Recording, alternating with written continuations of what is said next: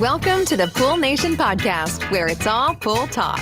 And we ain't talking about netting and jetting or splashing and dashing. We're talking about becoming a nation of pool pros. We talk about the latest products, trends, and training in the pool industry.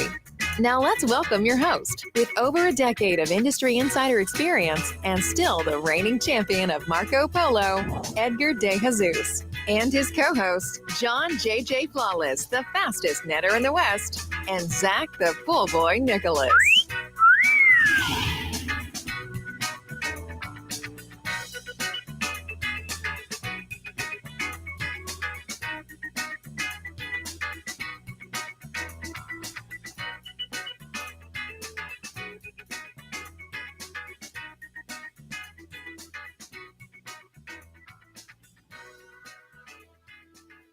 Welcome, everyone, to the Pool Nation Live podcast. I am your host, Edgar De Jesus, and yes, I am the reigning champion of Marco Polo, along with John JJ Flawless, the fastest netter in the West, and the famous Zach, the Pool Boy Nicholas. Today, we're doing a deep dive into financials. We're talking about KPIs. We're talking about all that financial stuff. But before we do that, I want to welcome everyone to our live podcast, a podcast where it's all pool talk, and we ain't talking about netting and jetting or splashing and dashing.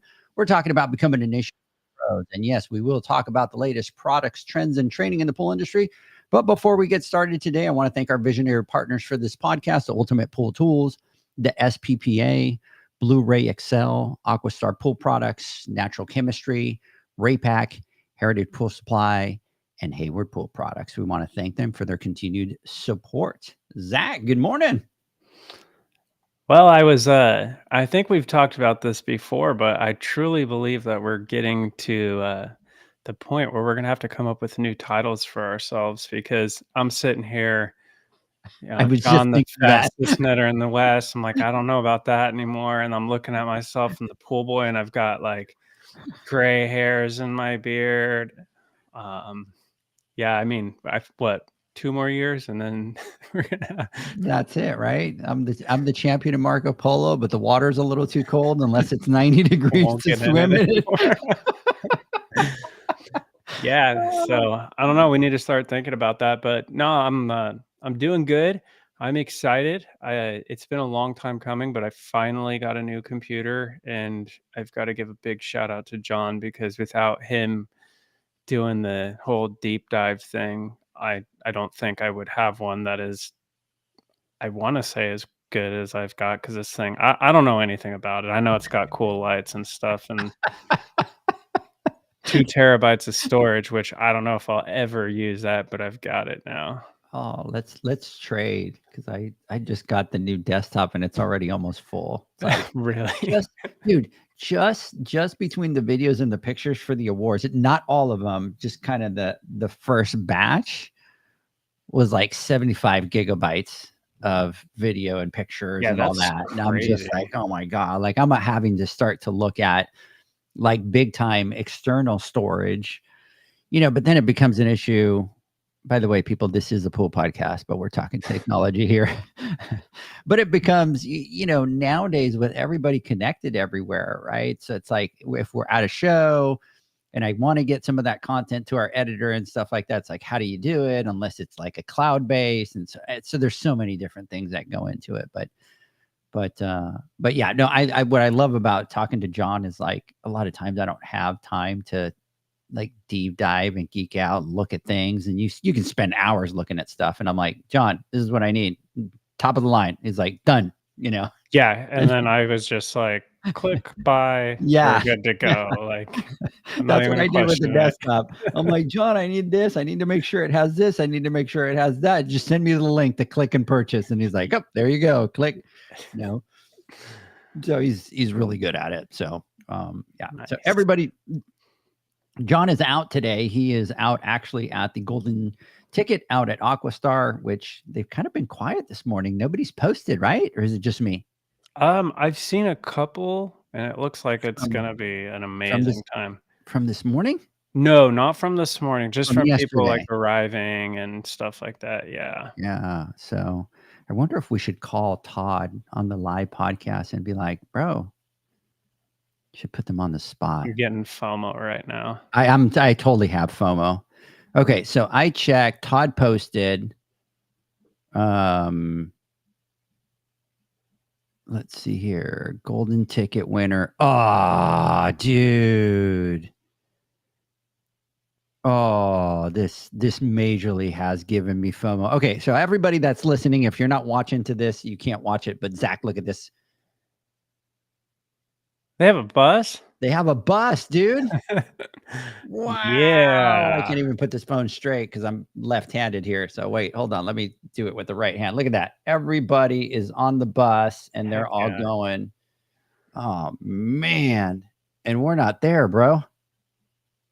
If anyone's listening that's there right now, we are very jealous, and I hope you all Yeah. have a good time. Yeah, we have major FOMO. So everybody out there that's out at the golden ticket, big shout out to all you guys. Congratulations for winning that. I hope you guys enjoy it. I know that it's going to be an amazing time. Wait, I got some chat here. Rob Stewart, good early afternoon, gents. What's going on, brother? Shout out to you. How cold is it up there just about now, Rob? Is it a little too cold yet or not yet? So any snow? So anyways, so John's out, but anyways, big shout out to everybody out at Aquastar. Looking forward to seeing more videos and more stuff like that of what they're doing up there. Yeah, so big announcement. Some people already know, and before we get into today's topic, I want to briefly go over this. I'm super excited about it. I want to talk about our Pool Nation Business Matrix program, which is our newest addition. And this program was designed to help pool professionals grow, scale, and manage their businesses effectively. And the focus behind it was one, education, but also providing like the tools and resources for accountability that are tailored specifically to running your business in the pool industry. And this is going to be a great program for all of you out there who are looking to take your business to the next level and learn those business skills that will help you understand your finances better, help you with your hiring, your retention, and help you increase your client base, your revenue, all of those things. And Edgar, I'm going to let you kind of go through all of the key features on this and kind of explain to everyone what all of that entails.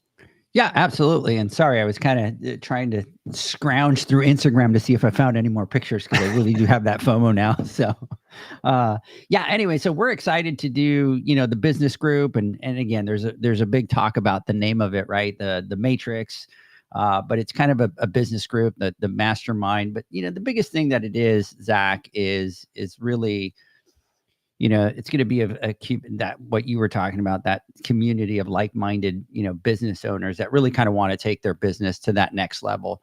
And so there's a couple different things that we're going to be doing that you can have access to is, you'll have educational modules where we're going to go in depth into, the finances, which is always a big, huge one, sales and marketing, employee management, training, branding, scaling, growth strategies, all that. But it's going to be in depth that we're going to go into each one of those topics. And I'm going to give you an example of one here in a Zach that we're going to talk about, but let me get through a couple different points on here. So if I forget, remind me to talk about customer retention, because I was with Doreen yesterday. We were doing one where we were working on setting goals and stuff like that. And customer retention was a big thing. So I want to talk about that. But anyways, with the Matrix, you're going to have access, obviously, to mentorship, coaching. We're going to have people like Josh from Gold Medal Pools on. We'll have Doreen. We'll have people that'll do marketing,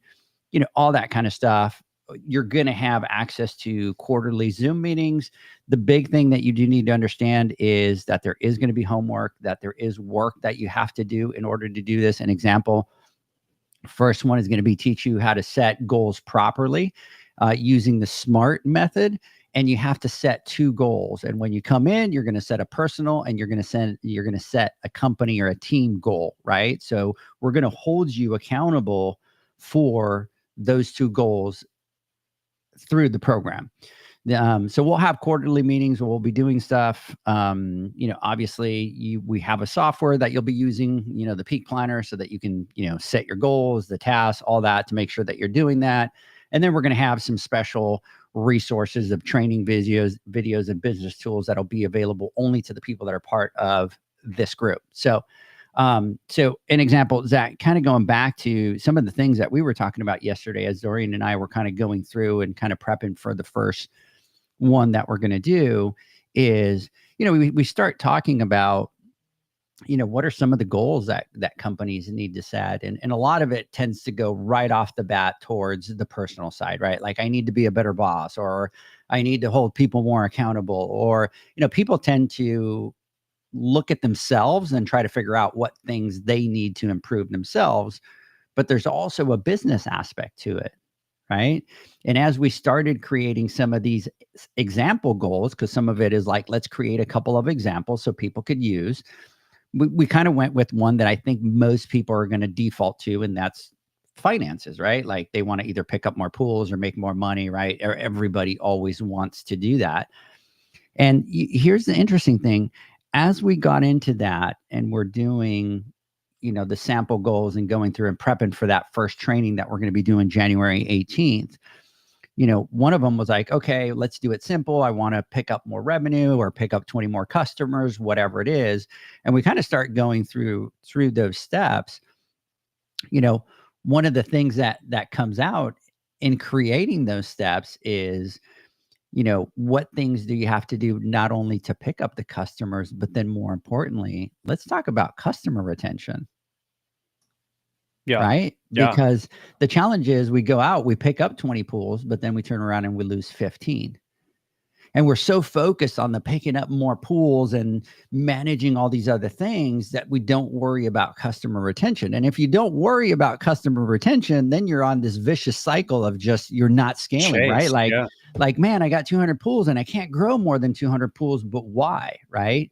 So through this process of, setting the business goals and stuff like that, as you go through the exercise, you're going to see what some of the steps are that feed into the next one. And we will go into that, customer retention. And we'll talk about it today with a KPI that you have to really kind of track that. But even talking to her yesterday, we were supposed to have like a 30-minute get together. We were at it for like an hour and a half, and we were kind of setting up these templates, and I was completely geeking out going, oh my God, here's a KPI, and here's the steps for this, and here's the goal. And, it has to be measurable and all that. So when you do this business matrix, the first step is going to be January 18th. And what you're going to do is you're going to take a class on SMART goals, because there's a method to the madness of creating goals. It's not just create a goal, step. That's not the way that you set goals, right? You create the goal, you have the step, but that step has to be measurable. And not only does it have to be measurable, but the output of that step has to be a learning step into what it is that you're doing. Because other than that, you're just checking off boxes, right? Yeah. So anyway, so that'll be January 18th. And then in March, Zach, we're going to start to go into financials, really starting to do and talk about, one of the things that we're going to talk about today, which is, key performance indicators. So KPIs, what are the things that financially you should be looking at to make sure that your business is okay? And then in June, what we're going to do is we're actually going to bring the software where all these people will actually have to plug in all their numbers. And so what's going to happen is we're going to go through all the KPIs. We're going to learn what all those KPIs are. And in the next class, what's going to happen is you're going to plug those in. And some of the KPIs will be some of the things that we're going to talk about on the podcast. So stay listening to the podcast, because we are going to talk about some of those KPIs. So anyways, and then what will happen, Zach, is that'll be June. And then in September, we will start to get into kind of the employee life cycle. So the first 6 months will be all towards the business side. The second 6 months will kind of be geared more into your talent, your team, all that. And then we will finish the year at the PSP Expo in Las Vegas, where we will have some separate training for just the people of the Matrix. And these are going to be classes that are going to be a little bit longer, but they're going to be a lot more in depth. And there's going to be, like I keep telling people, there's going to be homework. There's going to be work that has to be done, because the goal is to get you to succeed and put that into play. No, and I'm super pumped about this. And there are so many tools and opportunities involved in this, that this is for the people that are wanting to turn their business into that literal machine, like Eugene talked about in the past. And homework, it's the point of the group is to hold everyone accountable, and don't look at it as homework. Look at it as working on your business, because that's what's going to be going on. You're going to be spending this time. You're going to be working on your business as you're going through the process. And then you're going to be surrounded by other individuals that are doing the same thing. They have the same passion, motivation, and so on. But they're, like Edgar said, starting with goals. There's a science to it to make sure that you're actually maximizing and achieving your goals. So really looking forward to it. If you're ready to challenge yourself, if you're ready to take your business to the next level, go to poolnation.com, go to the Pool Nation Business Matrix page, get registered. And like Edgar said, we're kicking it off in January. So don't wait. Get signed up. Yep. So stuff will start to go out next week. We already got some handouts that are going to be going out. We got some videos that are going to be going out. You register, you'll be included into the Poolman University, and you'll have access to your complete separate login where you'll have access to all these resources and all that kind of stuff. So anyways, Mr. Zacharias, it's already December. And I remember the last December when we said, and just because normally in December, we're like, okay, business focus, right? This is our downtime. This is the time where we work on the business. And last time we did like a 4-part series, and then John was out this week. So you and I are like, what are we going to talk about? Finances, you know, 'cause John always brings a little bit of a balance. If you let me and Zach, will talk finances every single podcast and nobody will ever listen. Now's the time to talk about it, right? Finances are slowing down a little bit through Christmas and cold, and now that John's gone, let's talk numbers. Heck yeah. So anyway, so what I want to do today, Zach, is talk about key performance indicators, and those are the KPIs, and those are the things that financially, it doesn't have to be financially, but we're going to talk about financial ones that you're going to want to check and follow to make sure that your business is financially doing well. And Zach and I went back and forth on this, and because I think there's 2 types of KPIs when it comes to the finances, Zach. I think there's the general KPIs, right? Which is profit and profit percentage. It's the overall business side of it, right? And then there's some that are a little bit more specific to our industry, to what we do, right? And everybody has different KPIs. So let me give everybody a quick example, Zach. So if we look at KPIs that are a little bit more specific to each business. So if I'm in hotels, I'm looking at different, of course, I'm looking at profit. Of course, I'm looking at profit percentage. I'm looking at the overall business. But within that overall business, there's other KPIs that I need to look at. And so in hotels, we look at, you know, room rate per room, right? And so in hotels, you might have 100 rooms, right? So you'll get what your average rate was for that night. So let's say that you've sold 50 rooms, right? And you sold them at $100. Your average rate is $100, right? But when you look at hotels, you have to pay mortgage on all 100 rooms, right? You don't pay mortgage on just the rooms that you sell. So there's also something that we look at that's called RevPAR, which is revenue per available room. So if you look at it, and I sold those same rooms, my actual RevPAR was actually $50, right? Because my average rate was 100. But if I take that and divide it by the 100 rooms that I have to pay a mortgage on, my RevPAR is $50, right? So each business, each industry is going to have their regular KPIs, which is going to be the profit percentage, you know, all that kind of stuff. But then each one of them is going to have some that are specific to them. So for our industry, those are the ones that I want to talk about today, Zach, which are going to be a little bit more of like, you know, the cost per pool and, you know, all that kind of stuff. And then maybe next week on the next podcast, Zach, what we do is we kind of talk about those KPIs that are a little bit more specific to the general business, but want to talk today a little about ones that are a little bit more niche to us.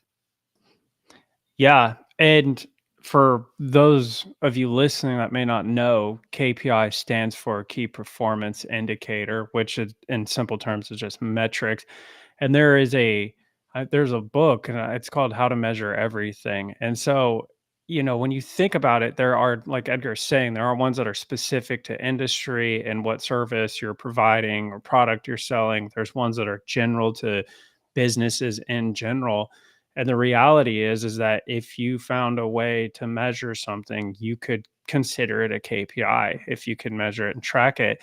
And to be successful in business, there are a lot of metrics that we need to be tracking and monitoring in order to have a true understanding of how our businesses are performing. And I was thinking about it. I used an analogy in the past, and you probably remember it. And I learned this from somewhere else, but it was about gauges in an airplane. And if you think about it, and you're flying an airplane without gauges or any indicators that told you the important things like what direction you're flying in, your altitude, how much fuel you have left, that you probably have a very slim chance of making it to your destination. Making And it alive. yeah, and making it alive. And if you think about it, you could see examples of this everywhere. You see it in vehicles, you see it in sports, right? They are monitoring time left in a quarter, touchdown, stats, yards. In any sport, they have all that. When you're investing, there's some sort of metric to go off of. Um, and business is no different. Our small businesses are no different. It is a very important component of successfully running our businesses. So when we talk about financial KPIs, we're talking about the critical financial metrics related to running our businesses in the pool industry. And it just allows us to be able to evaluate our financial performance and our operational efficiency. Um, when you track these metrics, you'll start identifying trends and eventually be making decisions on real data. And I want to talk about that for a minute, because I went through this when we started the company. Everything lived in my head, and we'll probably talk about this more as we go through it. And so a lot of times I was making decisions based on my current assumptions rather than the real data. And I have several people around me that would say, I would say, we need to start marketing, going back to your customer retention example. We need to start marketing and we need to pick up more accounts and we should be growing crazier and crazier. And they'd say, well, how many accounts have you picked up in the last X amount of time, quarter or month or year or whatever? And I would, oh, not many, like 5. Well, the reality was, once I got off that conversation and sat down, I'm like, dang, we've picked up like 30 customers, but we're not 30 customers ahead. Maybe I need to look at what's going on with our customer retention, because it seems like we're losing them as fast as we're picking up. So I guess the point is, rather than dumping a bunch of money in marketing and acquisition and things like that, it forced me to make a smart decision of focusing those time and resources into improving our service and our customer retention. Um, and one thing is our industry has seasonal fluctuations. We were just talking about how cold it is, Yes. right? Yep. We have slimmer margins at times, depending on how busy we are. So financial KPIs for us are important, that we're tracking them and always aware of the current financial health of our companies.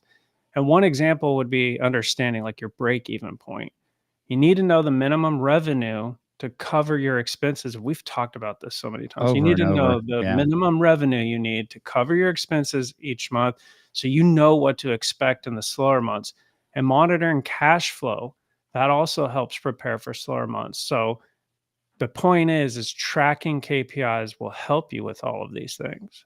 And here's the sad part, Zach, when you talk about it and you talk about, the seasonality of it, um, what ends up happening, and I saw it, man, through the end of COVID.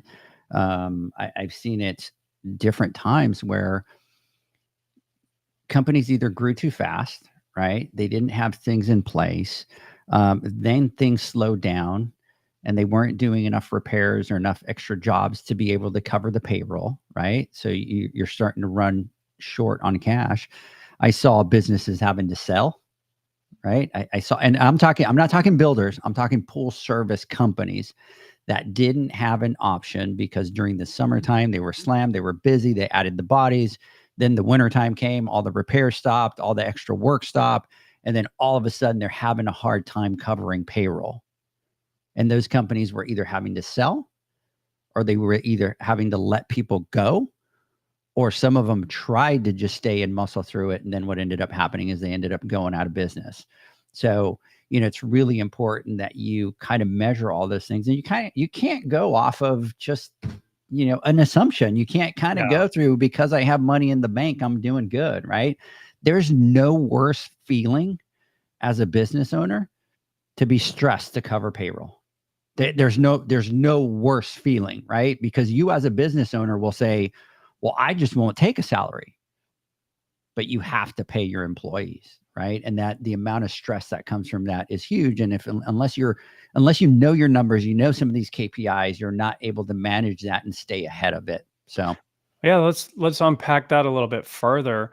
What we're talking about is always having your finger on the pulse, because there's always going to be these unforeseen things that jump out at you. And when we look at the COVID years, like you were talking about, we had these crazy highs, and it was like winners weren't winners. We we didn't have a winner. We were winners in winter, like no matter what. Oh, I like that. Yeah. Winners in winter. And I want to touch on when we had Josh Sandler on, it's something important that he talked about and really put it in a perspective for me, is like, he used the analogy of a car, right? When you're driving the car, you're looking out the windshield, you're making sure you're on the road, you're avoiding collisions, and making sure that you get to your destination. And periodically you're checking on your rearview mirror to make sure you aren't about to get slammed from behind. Uh-huh.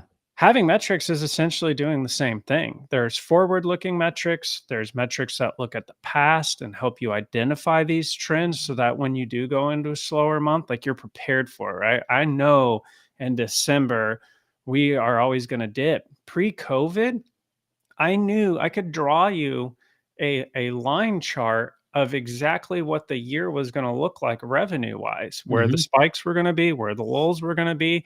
October, there was always this weird, odd spike that we would get year after year. And that just came from tracking these things and being able to identify these trends.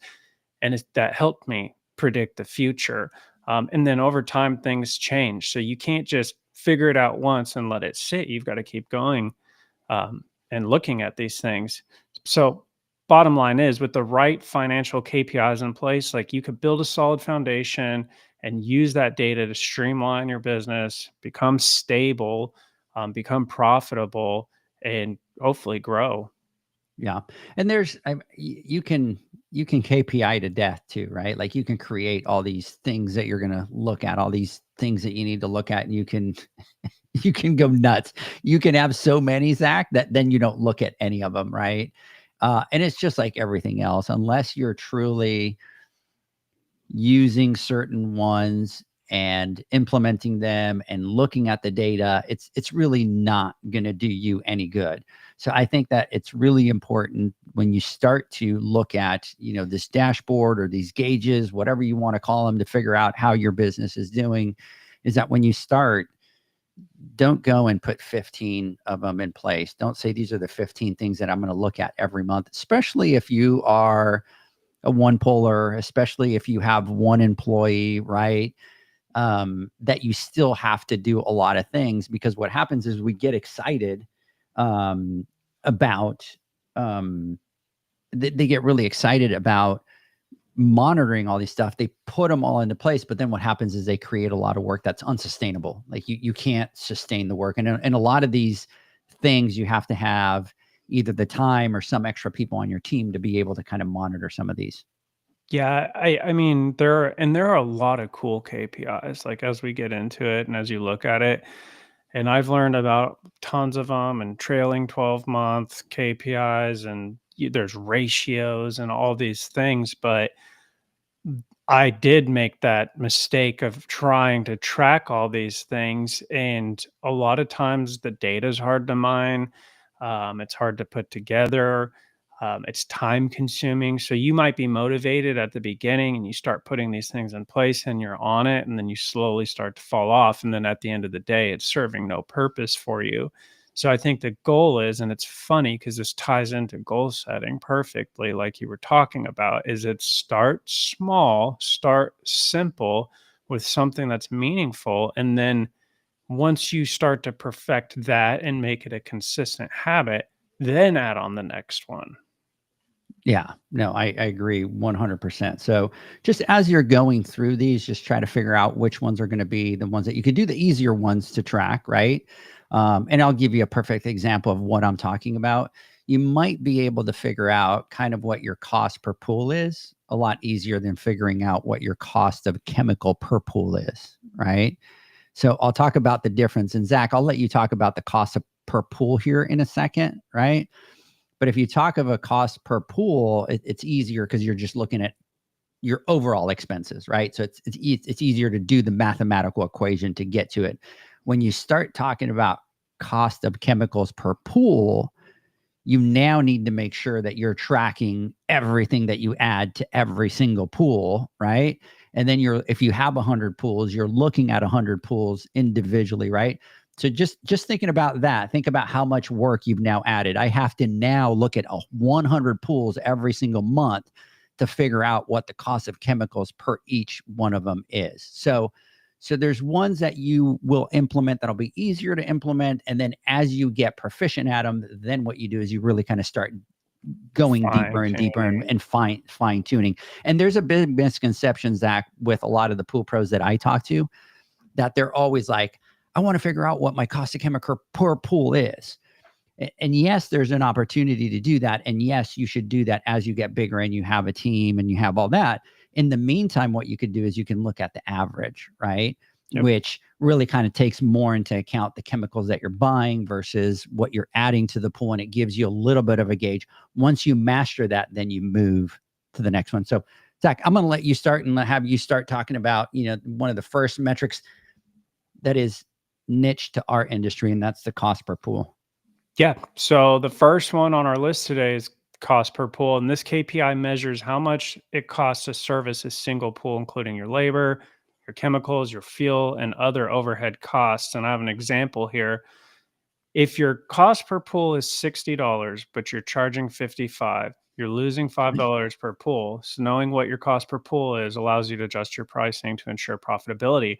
And this is a big one that a lot of people struggle with because it does take some time and some work to sit down and figure out what all the costs are that really go into servicing a pool. And oftentimes in the beginning, we tend to kind of overlook, again, because we're operating off assumptions and everything's living in our head, right? So we tend to overlook or aren't fully aware of or thinking about some of the costs that we're incurring to provide this service. So we end up not charging enough. And this is something that we experienced this. I mean, all these things we've experienced this. And it took us years and years of wondering, why are we always broke? And we're always broke. We're doing all this work. We're always broke. And it finally, at one point, I sat down and I truly dove into trying to figure this out. And once you start growing, you end up adding more things into your business that go into being able to grow the company and still provide a quality service. So you have to periodically reevaluate this because there's going to be other elements or things you sign up for or services you use that help you be able to deliver that service to your customer. And I think a prime example would be you're doing handwritten work orders, and then someday you move into having a software to manage your route. Well, now that is a cost that goes into servicing that pool. So it's really important. We did the same thing you talked about. We worked in averages for a long time because the reality was I just needed to get some sort of baseline. Yeah. So, the biggest thing that we need to understand is when there is a cost per pool and you're doing repairs and you're doing other things, I think the most important part is to really kind of figure out truly how much does it cost for you to service that pool. So you have to take repairs out of it. You have to take filters out of it. You have to take, whatever extra charges that you add to that you get out of that pool, you need to take it out, right? So you can't grab your numbers and go, oh, just because I made an extra $3,000 in repairs, that means that, my cost is going to be less because I made more money. No, you need to truly know what it takes for you to get into your truck, drive over to that pool, drop the net, drop the vac, add chems, clean, and leave. Because here's one of the biggest challenges that we have when people start in the industry, they just go off of what other people want, what other people are charging. They don't look at what their expenses are and what their business needs to survive. So that's one of the first mistakes that we make. The second mistake that we make, Zach, is that we go into business thinking Zach is charging $100. I'm going to charge 80 and I'm going to take over all the customers. And I'm going to tell you that does not work. Lowering your rates does not guarantee that you're going to take over the competition. If that was the case, only businesses charging the least amount of money would be in business. So if I was a phone maker, Apple would be out of business, Samsung would be out of business, right? Because I can make a phone that's a lot cheaper and automatically everybody's going to buy it. No, that is not the case, right? So when you start as a business, the very first thing that you need to figure out is what it truly costs you to show up and clean a pool. And here's a mathematical equation, Zach, that's very easy to do. Let's say that I only have 10 pools, right? And I don't have a truck payment. My cost is going to be a lot less than Edgar starting in the business and now having a truck payment at $1,000 and I only have 10 pools, right? I have to pay that truck. That $1,000 has got to come out of the pools, right? So the guy that doesn't have a truck payment is going to have a less cost per pool than the guy that has, a truck payment of $1,000. So you need to take into account all your expenses in order to be able to figure out what your cost per pool is. But by the time that you show up and you tell that customer what you're going to charge them, you need to know in the back of your brain what the cost of your service is, especially if you're in an area where customers are going, oh, well, can you give me a discount? Or, oh, can you give me this? Or, oh, can you give me that? You need to know exactly where you need to be. And it'll really kind of change the way that you do business. Yeah, there's a pitfall that a lot of people fall into, and we've seen it happen, is that they're not monitoring that. So when you think of pool cleaning service and pool repair service, you find when you dig into it that it seems like everything's good, but the pool cleaning service is bleeding the repair service. And once you start to understand these things, you start to treat it like you've always talked about as micro businesses. You have your pool cleaning service. What are its costs? What are its revenues? Is it profitable? And then you have your repair business. What are its costs? What are its revenue? And is it repairable? So this is something that you need to, like Edgar was saying, separate out and not factor those one-off things that are in addition to service. Yep. And as we go through, for those that are going to be part of the matrix, as we go through this program, all that will be broken out. And when you plug in all your numbers into the software, it'll separate repairs versus, all your other expenses and revenue to be able to tell you what your true cost of service is. I think the next one to look at, Zach, that is important is kind of your profit per pool.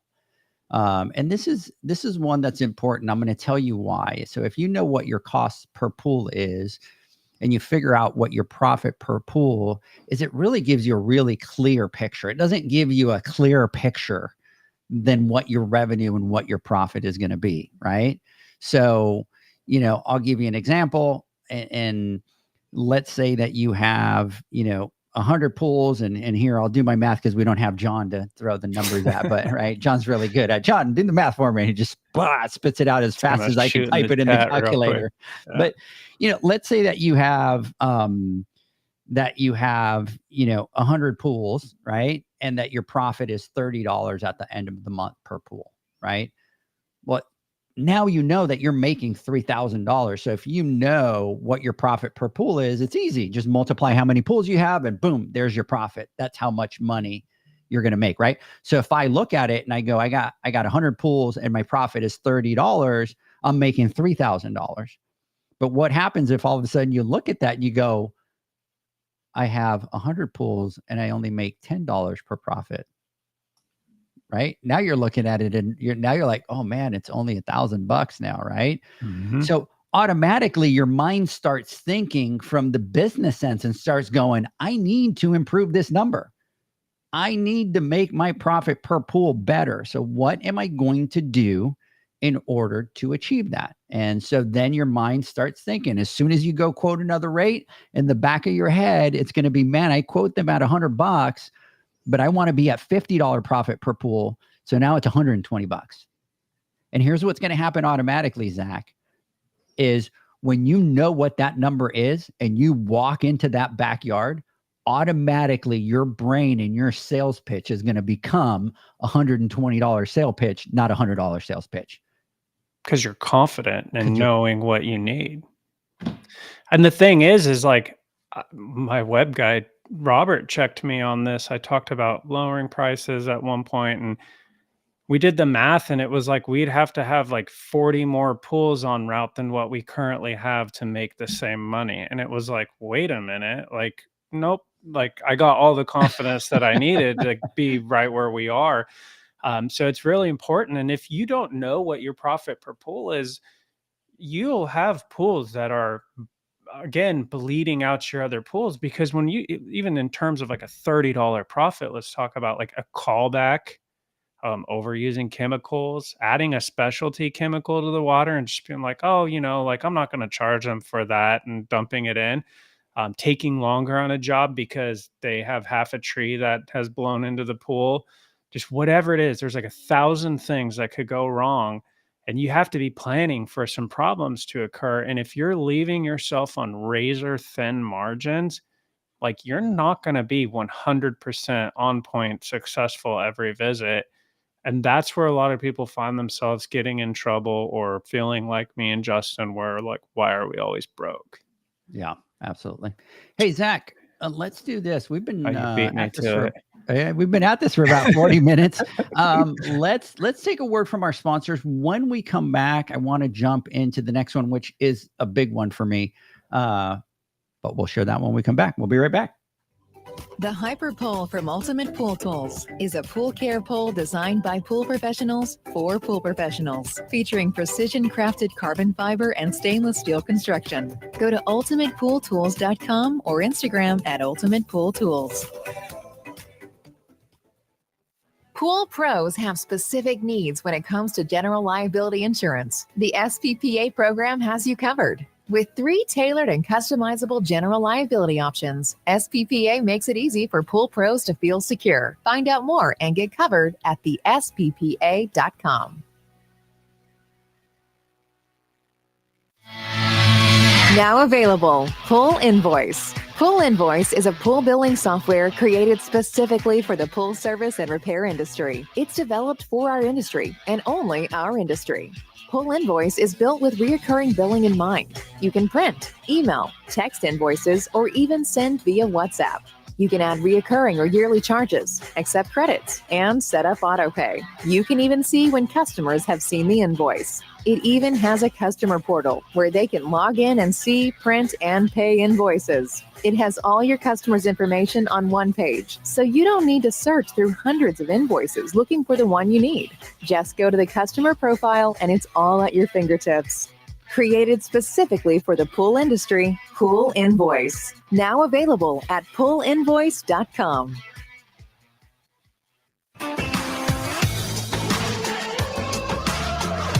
Blu-ray XL is the power of minerals working for you. Reduce your overall chemical costs and labor up to 50% guaranteed. Whether you have 20 accounts or 20,000, Blu-ray XL's direct pricing and free shipping to the pool trade have you covered. Improving pool professionals' profit and work-life balance is what they do. Blu-ray XL, the real mineral purifier. Visit them at BluRayXL.com. Blu-ray all day. Aquastar's new pipeline cartridge filters, available in 2 sizes, deliver top-notch hydraulic efficiency along with best-in-class filtration performance, approaching that of DE filters. Uniquely designed, open pleat spacing means 100% of the media square footage is usable. And these claims are backed by NSF test results. Designed with the pro's time and comfort in mind, the patented double locking system improves safety and ease of access, making filter cleaners faster than ever before. Available now. Ask your supplier for pipeline filters today.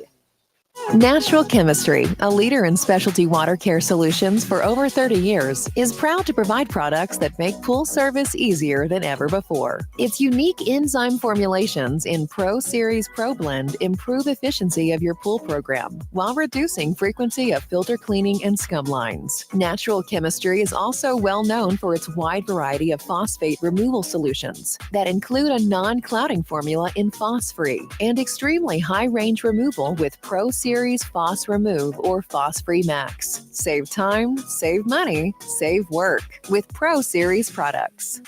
Stop sacrificing durability or efficiency with the help of Raypak's new Avia HD models that utilize NITEC, their exclusive industry-first technology. NITEC heat exchanger technology is Raypak's latest solution to superior strength and maximum efficiency when it comes to residential pool heating. With 900% more nickel compared to copper nickel in critical surfaces, NITEC creates an ideal surface to protect against scale formation and erosion without compromising on Avia's 84% thermal efficiency. Learn more at raypak.com/NITEC.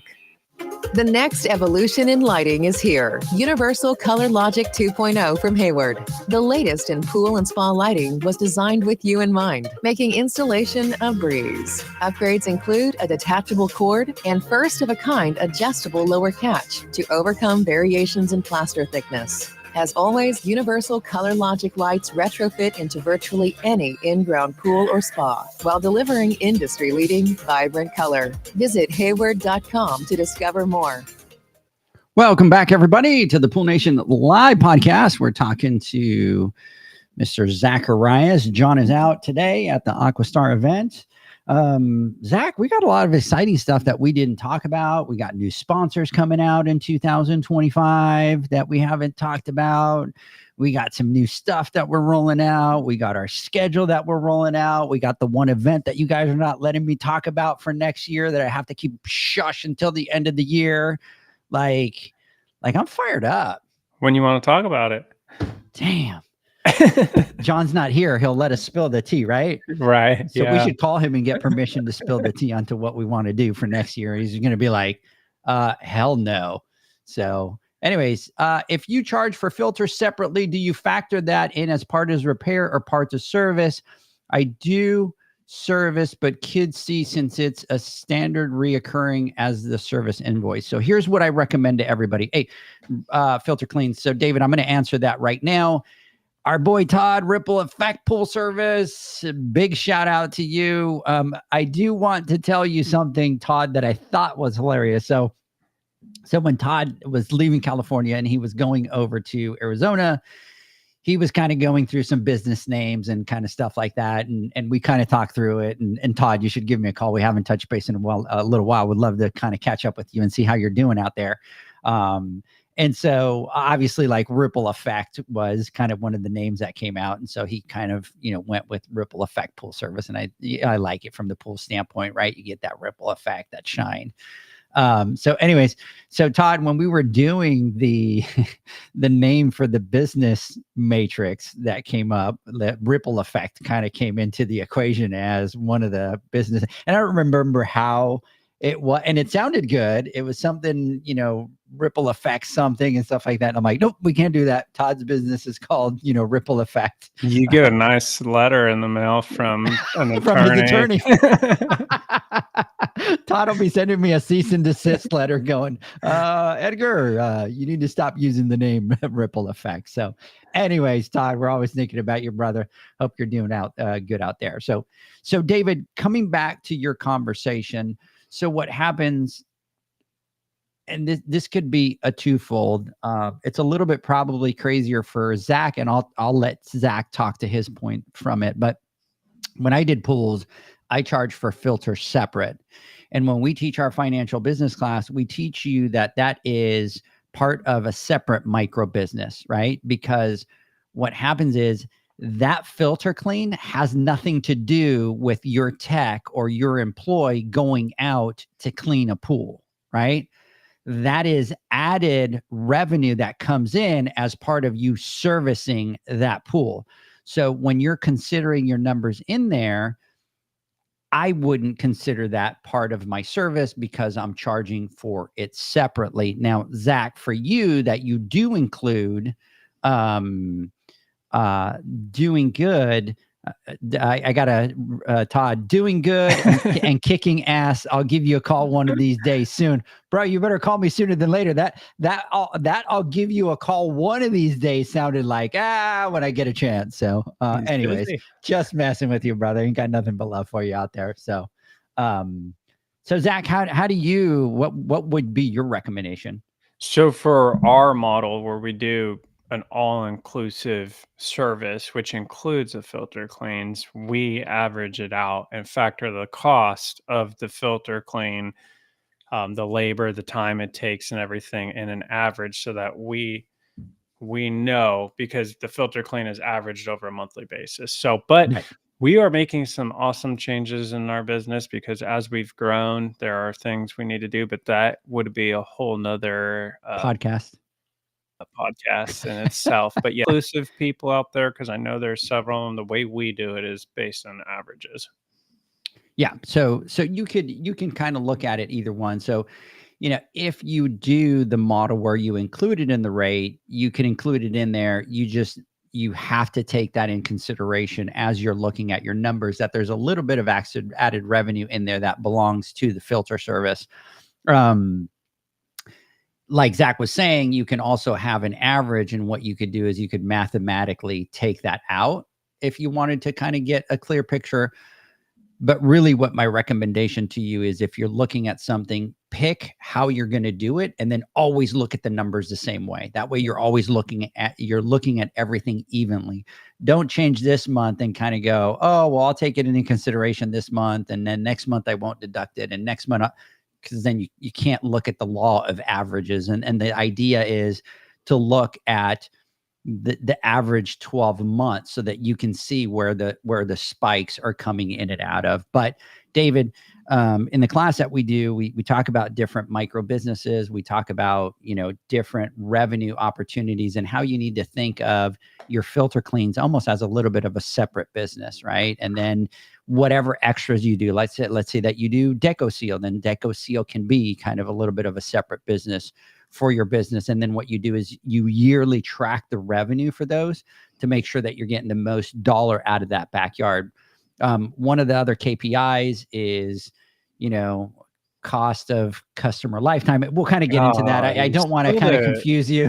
I don't want to do that. But there's other KPIs, David, that as you get comfortable with what it is that you're doing, then you start to dive a little bit deeper. And it's kind of like we talked about at the beginning of the podcast. So, Perfect. Zach, let's talk about the next one. Yeah. So the next one we have is revenue per employee. And this metric really tracks how much revenue each employee is generating for your business. And an example would be if you have one employee and they're servicing 50 pools per month at $100 per pool, they're generating $5,000 in revenue for the business. Now, if their payroll or they have expenses associated with them that are exceeding that, you're scared you're going to lose them, so you're paying them more, and you're paying them, say, $6,000 a month, well, then they're not generating any revenue for the business. And so that would be time to sit down, reassess things. And it could be that they're being inefficient. It could be that maybe your pricing isn't right. But that's kind of the indicator that would tell you it's time to look at it.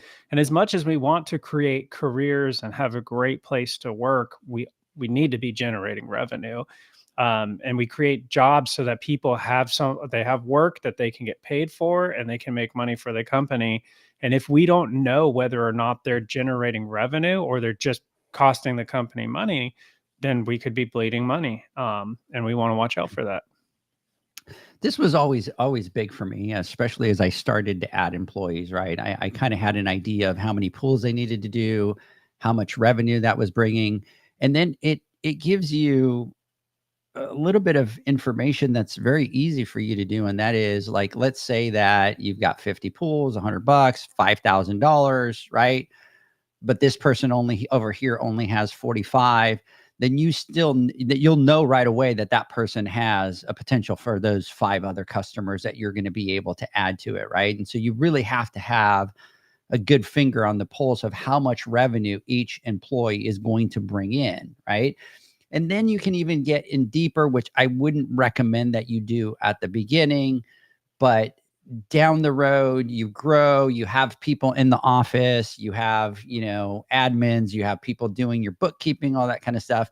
You really kind of could segregate those routes and look at the profit per route too, right? Because you could take into consideration chemical costs and all that. I don't recommend that you do that right at the beginning, because it's one of those where you start going down that rabbit hole, Zach, and you'll get lost 1 month and then you just kind of get frustrated because there's so much work that you don't go down that rabbit hole. For sure. So there's one that I want to talk about, and I talked about it a little bit, and this was one of my kind of pet peeves, and that is the customer retention rate, right? Because, you get to a point where you're trying to scale and you go, gosh, why am I not scaling, right? I made it to 200 pools or 300 pools or whatever amount of pools it was, but man, I can't I can't go past that. Why can't I go past that, right? And it's all going to boil down to one thing, Zach. It's all going to boil down to that customer retention, right? And if you can't retain customers, you're not going to you'll be able to scale, but not at the pace that you want to scale. And the problem with this KPI, Zach, is I call this a bad news KPI, right? Because people don't like to hear bad news, right? People don't like to be told what things they're doing wrong.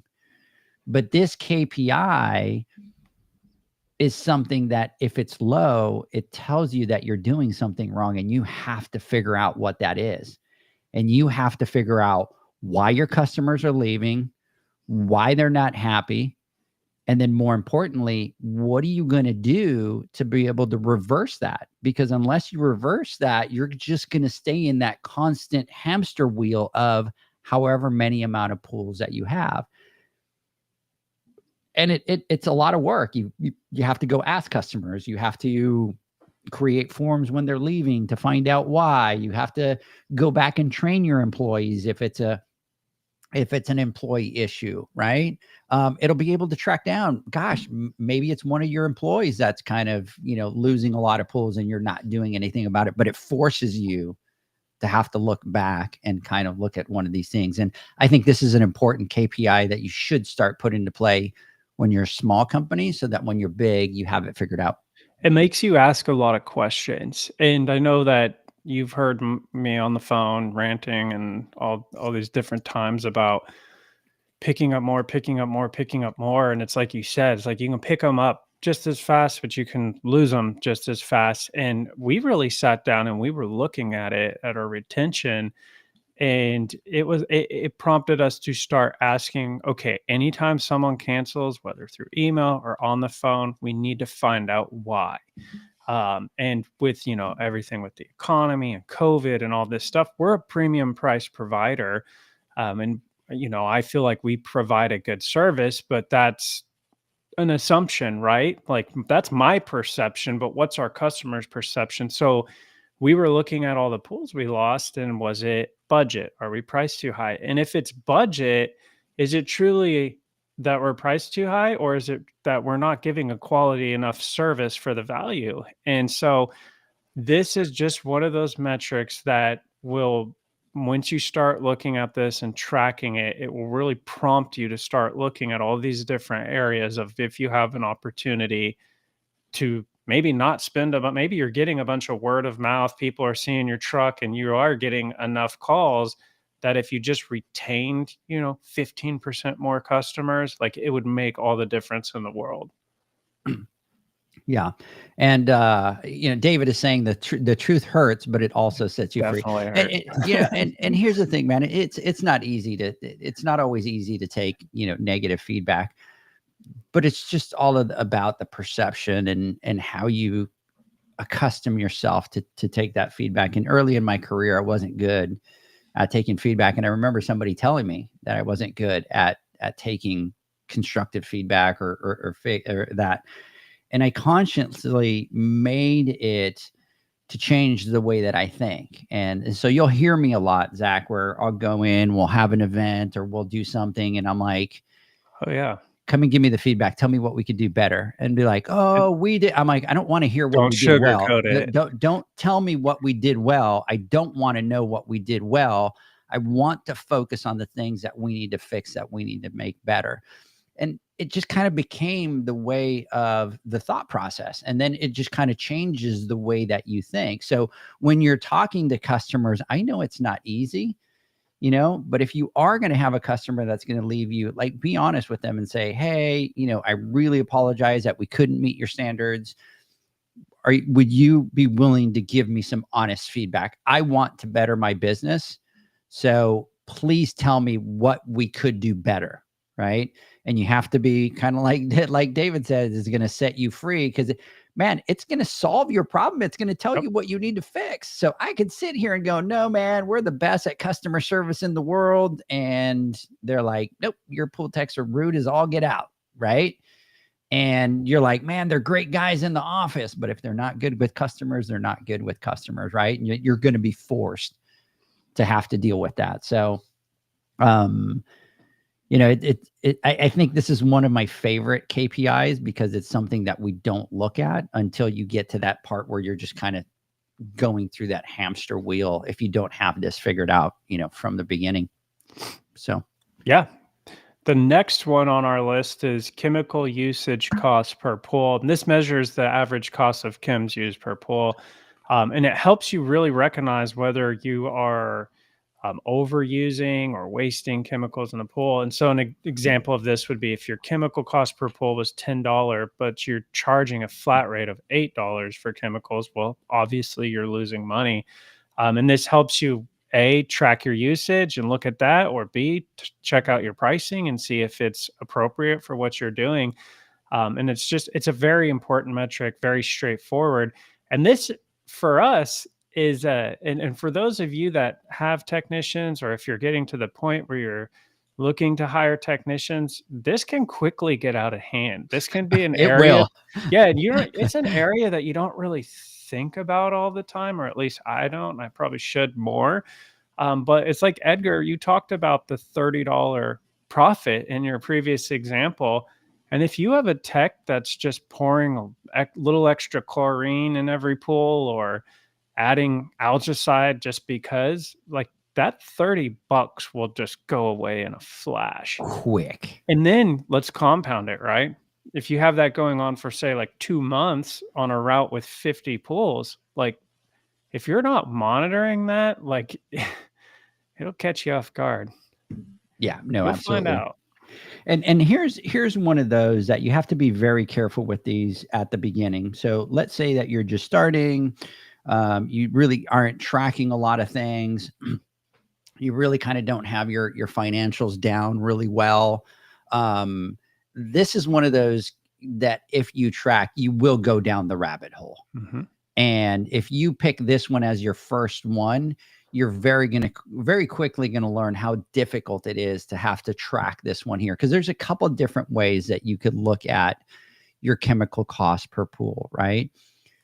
And a lot of pool guys, pool pros that I talk to, they always say, I need to know what my cost per pool is. But here's the challenge, is in order to do this, you need to either have an app that is going to allow you to track your chemicals, B, a binder where you can write everything down and then manually do it. C, you're going to have to make sure that your techs are truly entering the right amount of data. And here's why, is you get one of your service techs that just kind of goes in and just says that he puts in a gallon of chlorine and a quarter of acid into every single pool. Your data is not going to be accurate, right? So there's a lot of moving parts. So what I always recommend for people that are starting in their businesses and they want to track what their chemical usage is that what you do is you start with the average, and what you do is you focus on what your business is buying. Okay. And I hope I don't confuse everybody, Zach. So if I start to You're good. confuse people, let me know. But here's what happens with the cost per pool, right? The chemical usage per pool is when you buy a bucket of tabs, your business doesn't give a crap whether you use 2 tabs or 50 tabs. You just bought a bucket of tabs, right? So that's an expense, right? You bought it, and the business doesn't care if you use 50 this month and 50 the next month. It's not going to say, oh, just pay me this month half and the next month half. You're going to take it all in 1 month, right? So what happens is, what you can do is you could do an average of the chemicals that you're buying every month, right? And then you can have that average, and every month you can look at what chemicals are being bought and what chemicals are being used. So you would use an average, right, to be able to look at that chemical expense. And every month you'd be able to look at that. That will give you a starting point, and that's easier because if you bought 3 buckets of tabs and 2 cases of chlorine, you could divide that into your pools, into the number of pools, and then it gives you an average, right? Use that as a base point. As you grow, as you start to add apps like Pool Brain or any of that kind of stuff that uses an app to be able to track the chemicals, then you'll be able to start to track specifically what your cost per pool is. But there's still 2 things that I'm going to talk about here on this one. A, if you're truly tracking your chemical cost per pool, you have to train your employees to make sure that they're giving you the right information, because garbage in and garbage out, right? So if your employees are just putting numbers in there to just put numbers in there, it ain't going to be any good for you, right? And then number 2, if you are going to make your employees enter the information and you're not going to train them properly on how to do it and why the importance of it, and you're not going to look at the data, and then 1 month you're going to decide that you're going to go down this rabbit hole, it's not going to do you any good, because you need to look at it every single month. And by just doing it 1 month isn't going to do you any good, because if all of a sudden you look at January, well, hey, your chemical expenses are going to be a hell of a lot less than they are in June and July and August. So you have to compare every single month so that every year you can compare June to June, not June to January, right? And here's the thing that I will tell you guys and girls out there, and that is, do not do work to do it if you're not going to use the data. It's a waste of time. It's a waste of time. It's a waste of energy. It's not going to do you any good. It's not going to do any of your employees any good. And it's just going to make you frustrated at your business. So only do the work to those things that you're going to track, that you're going to follow, and that you're going to use. I love averages. I mean, they may not be the most 100% dialed in, but it's manageable. It's doable. It makes sense. I use them all the time.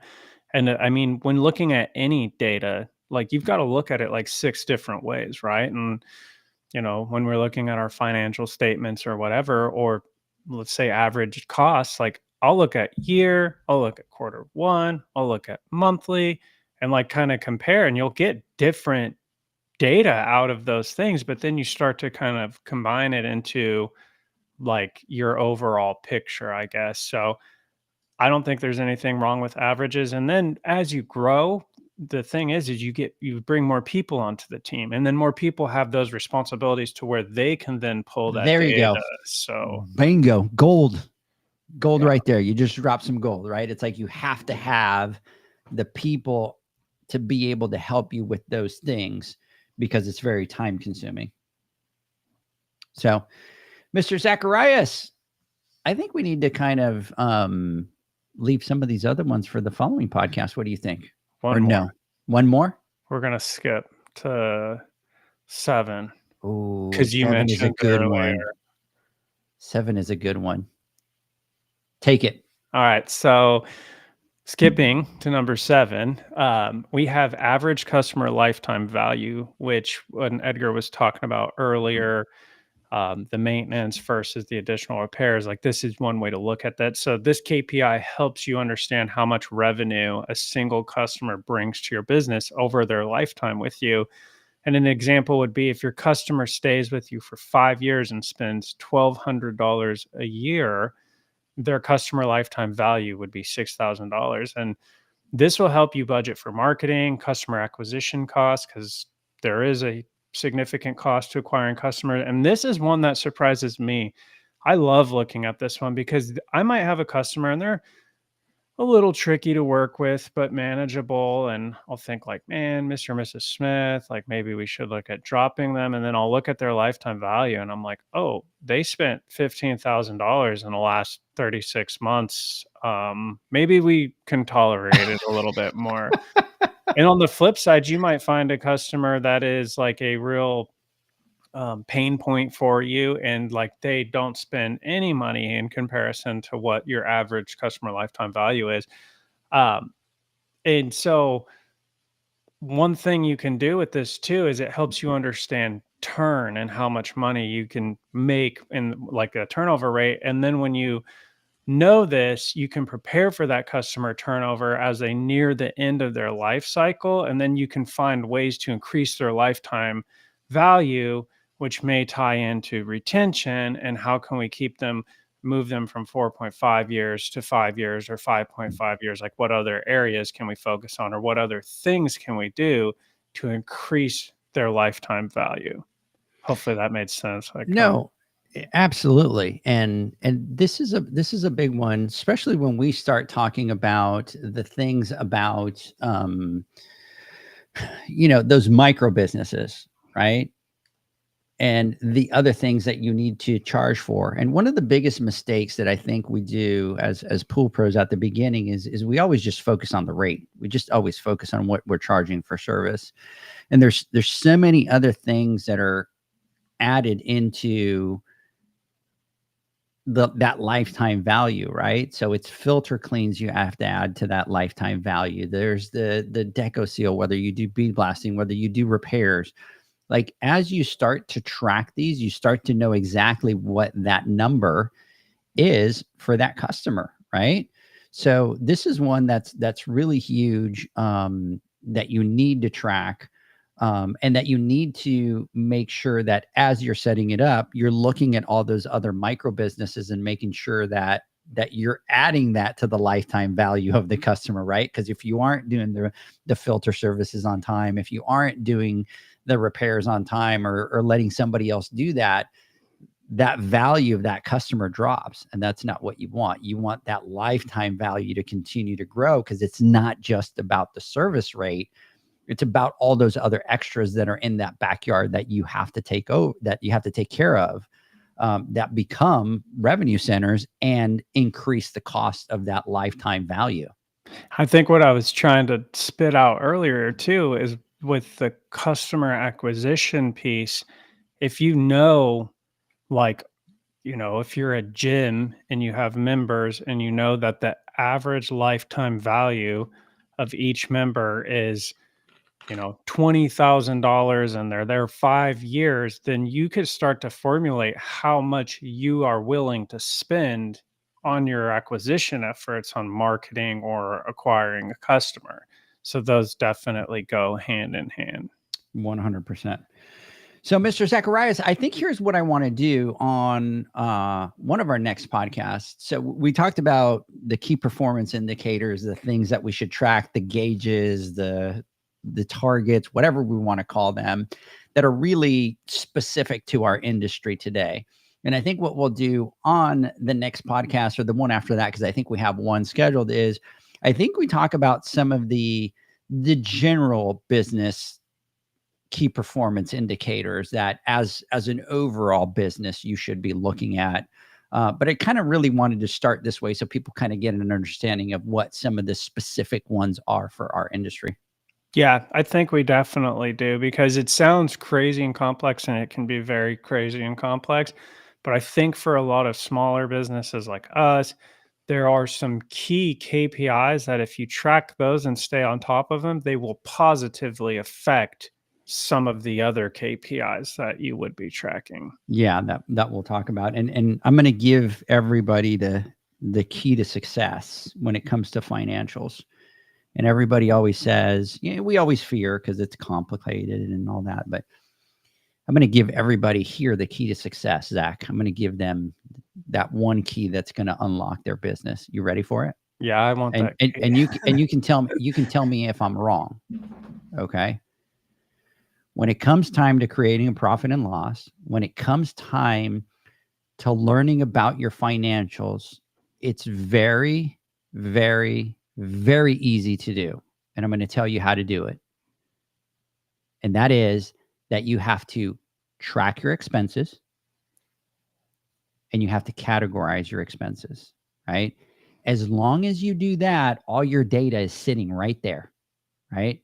So all you have to do is put a really good system in place to where you can track your expenses, right?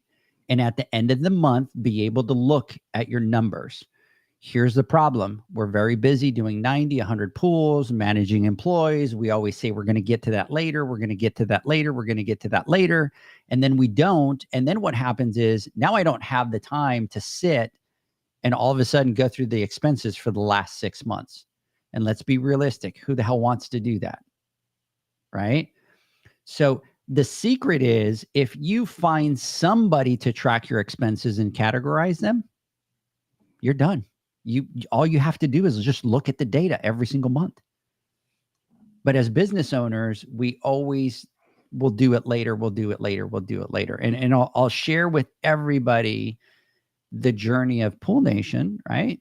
And that is that we've kind of been doing that on our own, right? Because we just were able to kind of track those and all that kind of stuff. And then this year we sat down and we said, okay, now it's time to kind of bring somebody on to be able to track those for us so that now that we've grown, we have time to spend that time doing other things for the business.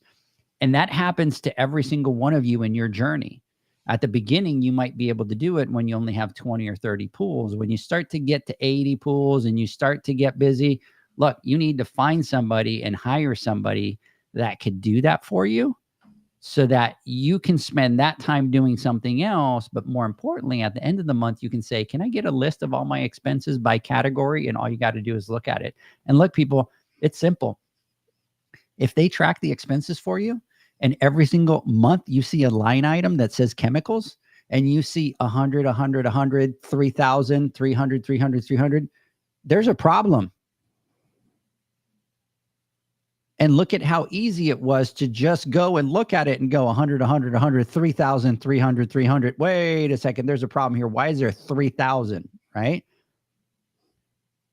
Now, if you're not tracking all of your expenses and putting them into place every single month and looking at them every single month, you're going to look at December and go, why are my chemicals way out of whack?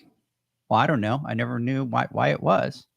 Because someone accidentally put another order on the wrong account and you didn't catch it. And look, that's happened to me. I was at PWP and I showed up and I bought $600 worth of chemicals. And I kept looking at my credit card statement and it was never charged. And I showed back up to PWP and I said, look, man, I love it that I didn't get charged for this $600, but somebody accidentally charged somebody else's account. Guy that my account got bucks for.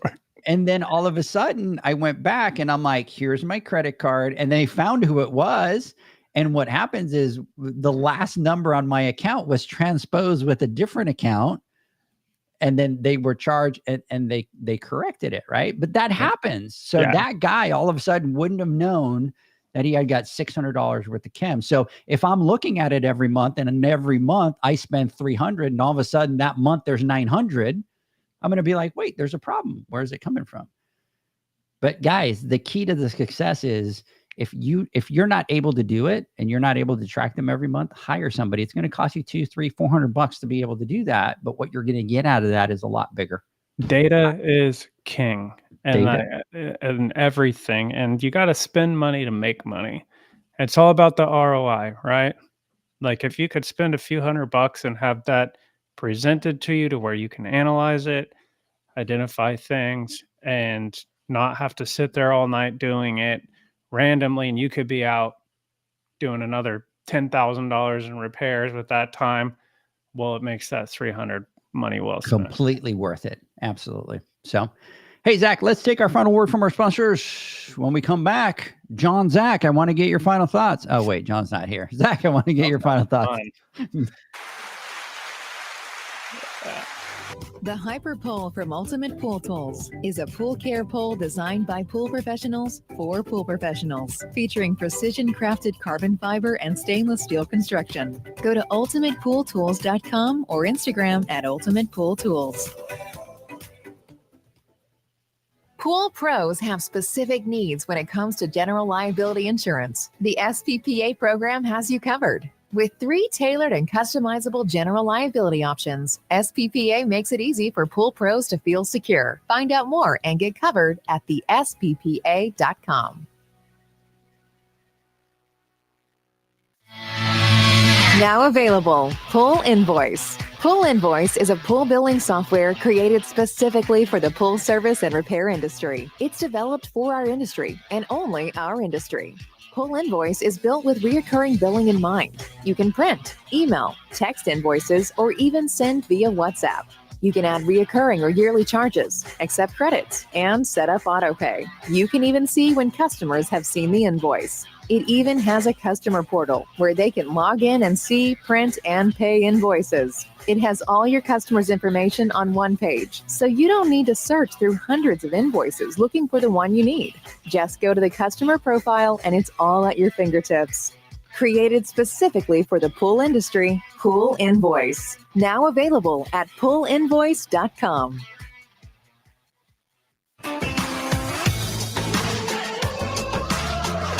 Blu-ray XL is the power of minerals working for you. Reduce your overall chemical costs and labor up to 50% guaranteed. Whether you have 20 accounts or 20,000, Blu-ray XL's direct pricing and free shipping to the pool trade have you covered. Improving pool professionals' profit and work-life balance is what they do. Blu-ray XL, the real mineral purifier. Visit them at BluRayXL.com. Blu-ray all day. Aquastar's new pipeline cartridge filters, available in 2 sizes, deliver top-notch hydraulic efficiency along with best-in-class filtration performance, approaching that of DE filters. Uniquely designed, open pleat spacing means 100% of the media square footage is usable. And these claims are backed by NSF test results. Designed with the pro's time and comfort in mind, the patented double locking system improves safety and ease of access, making filter cleaners faster than ever before. Available now. Ask your supplier for pipeline filters today.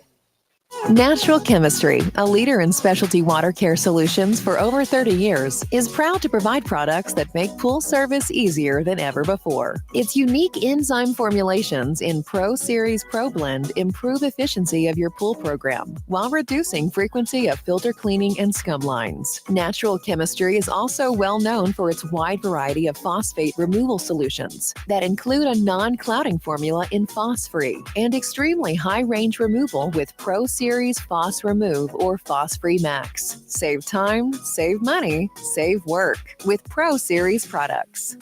Stop sacrificing durability or efficiency with the help of Raypak's new Avia HD models that utilize NITEC, their exclusive industry-first technology. NITEC heat exchanger technology is Raypak's latest solution to superior strength and maximum efficiency when it comes to residential pool heating. With 900% more nickel compared to copper nickel in critical surfaces, NITEC creates an ideal surface to protect against scale formation and erosion without compromising on Avia's 84% thermal efficiency. Learn more at raypak.com/NITEC. The next evolution in lighting is here. Universal Color Logic 2.0 from Hayward. The latest in pool and spa lighting was designed with you in mind, making installation a breeze. Upgrades include a detachable cord and first-of-a-kind adjustable lower catch to overcome variations in plaster thickness. As always, Universal Color Logic lights retrofit into virtually any in-ground pool or spa while delivering industry-leading, vibrant color. Visit Hayward.com to discover more. Welcome back, everybody, to the Full Nation Live podcast. Sorry, Zach and I were goofing off. We were kind of going through the commercials, and we're doing chat and posting them all over the channel on here. And so we started goofing off, and we got so carried away that it was ready to come back from commercials, and we're still sitting there just chit chatting and posting. So, anyways, welcome back, everybody. Zach, you know that I love this podcast because this is where I geek out. I could talk numbers all day and just drive people crazy. But it's kind of what I'm passionate about when it comes to the business side, because we could be the best pool pros in the world. We could be the best repair guys in the world, but at the end of the day, if we're not good business people, we're not making as much money as we can, we're not going to be happy, right? So when it comes down to financials and going down these rabbit holes, I could do this all day. I know it drives John a little bit crazy, but hey, he's not here today, man. Yeah, we got free pass to just numbers. When John hears that, he's going to call me and cuss at me.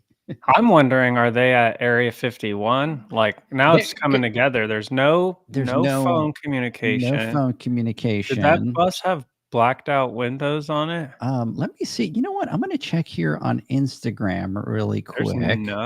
There's nothing, huh?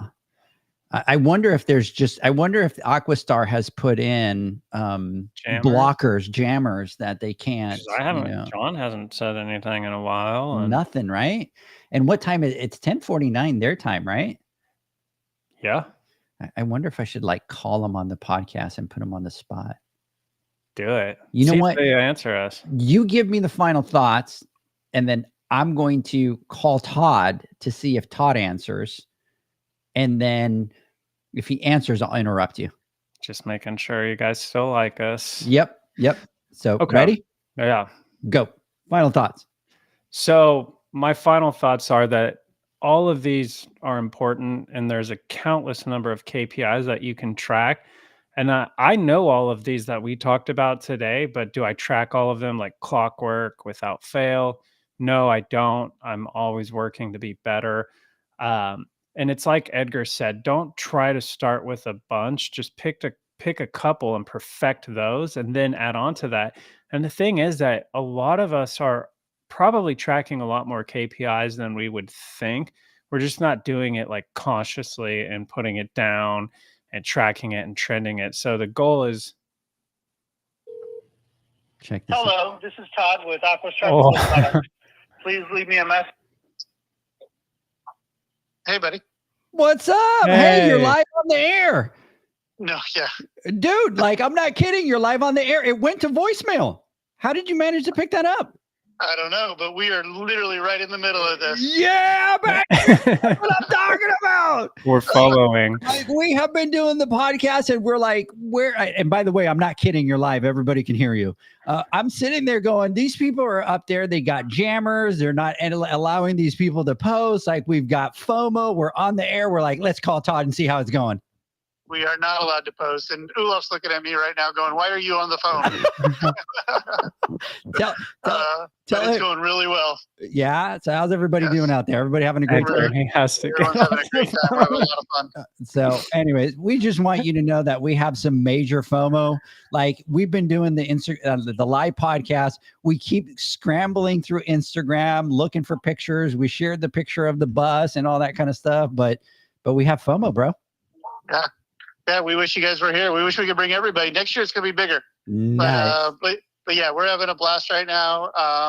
Ulof is in his element. This is where he really geeks out on producing quality products and showing these guys what we do and why we do what we do. It's a lot of fun. And I promise you this, Todd, it's going to be a game changer for all those people that are there, because you truly don't understand what it's like until you go through that visit at that place. I mean, it's mind boggling. Yep, absolutely. So anyways, well, hey, buddy. Thanks for jumping on. I appreciate you. Thank you for answering. We were just, by the way, I'm not kidding you. It started to go into voicemail, and then all of a sudden you answered, and we were just going to goof off and leave you a crazy message. So, anyways, tell everybody that we missed them out there, and have a great time, guys. All right. Bye. You got it. Bye. Thanks, guys. Bye. Hey, how'd you like that? They answered. They did answer. I feel okay now. But I was starting to worry. You did hear where it started to go to voicemail, right? Yeah. Yeah. And then all of a sudden he's like, hey, buddy. And I'm like, what? So anyway, sorry. so Didn't mean to interrupt. So No. I think the last point I have is like, this is everyone's challenge from this episode is to look at the financial side of your business and find two things that if you tracked and monitored them, they would help you be more aware of your business's health and they would help you make better business decisions and start tracking them. And again, last thing, Pool Business Matrix Group. These are things that we are going to get into. These are things that you are going to do hands-on on your own business and work on. So if this is a challenge you're ready to take, definitely register and jump in. absolutely. So can I throw you final thoughts? Yeah, absolutely. Why not? Edgar, final thoughts. No, to me, all jokes aside, Zach, you know that I geek out, and to me, it's important for people to understand your numbers. And I tell this to people all the time: know your numbers, know your numbers. Once you know your numbers, it is going to fundamentally change the way that you do business. And let's not kid ourselves. We do things because we love to do things, but at the end of the day, we all have to make money to be able to survive, to be able to thrive, to be able to do all the things that we want to do, to prepare for retirement, to do all those kinds of things. You will be a lot happier, right? When you're able to understand your financials, when you know your numbers so that you can make those decisions so that your business can make more money.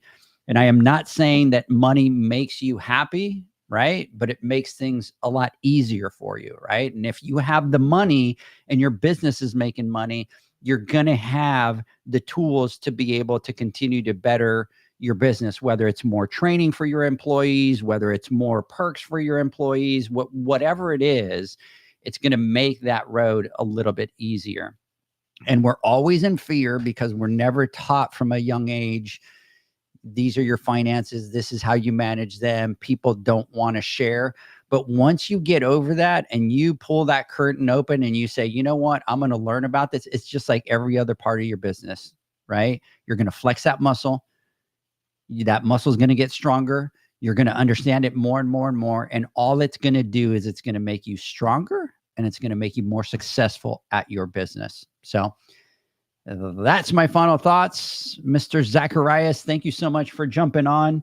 Hope everybody has a great weekend. Catch me and John next Wednesday on the live Instagram live. We talked to some of the pool pros. We're going to talk to a couple pool pros that we weren't able to get to this last week. So hope everybody has a great weekend and we'll catch you on the other side. See ya. Have a great one.